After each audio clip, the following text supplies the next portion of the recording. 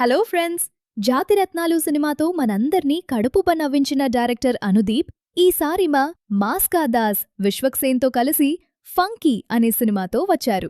Teaser trailer చూసినప్పుడే మనకర్థమైపోయింది ఇందులో కథ కంటే కామెడీకే ఎక్కువ ఇంపార్టెన్స్ ఉంటుందని. మరి ఈ ఫంకీ మ్యాజిక్ థియేటర్లో ఏ రేంజ్లో పనిచేసింది?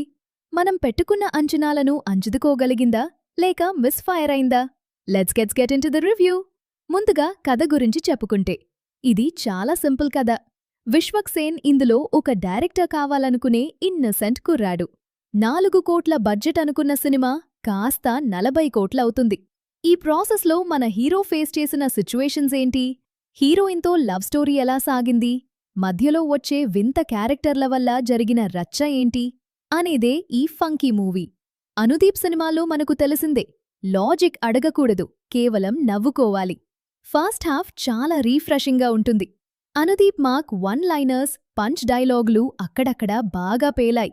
ముఖ్యంగా లిటిల్ హార్ట్స్ ఫేమ్ జై కృష్ణ కామెడీ టైమింగ్ అదిరిపోయింది. తన క్యారెక్టర్ సినిమాలో ఒక major plus point. Second half ఇక్కడే అసలు చిక్కు వచ్చిపడింది. ఫస్ట్ హాఫ్లో ఉన్న ఫ్లో సెకండ్ హాఫ్లో మిస్ అయినట్లు అనిపిస్తుంది. కామెడీ అక్కడక్కడా బాగున్నా కథ ముందుకు సాగకుండా ఒకే చోట తిరుగుతున్న ఫీలింగ్ కలుగుతుంది. కొన్ని ట్రాక్స్, ముఖ్యంగా సంపత్ రాజ్ గారిది అంతగా సింక్ అవ్వలేదు.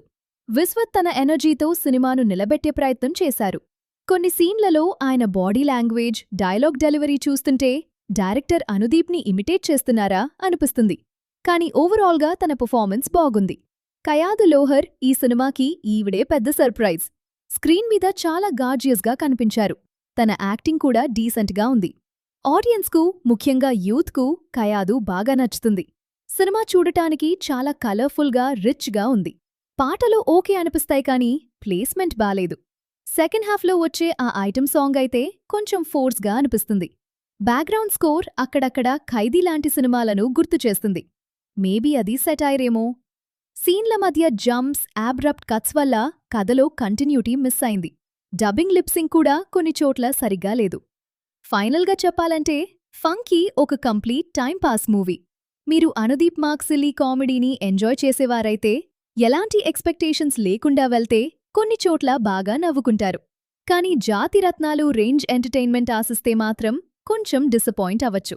కథ కంటే కామెడీకే ప్రయారిటీ ఇచ్చే గ్యాంగ్కి ఇదొక వీకెండ్ వాచ్.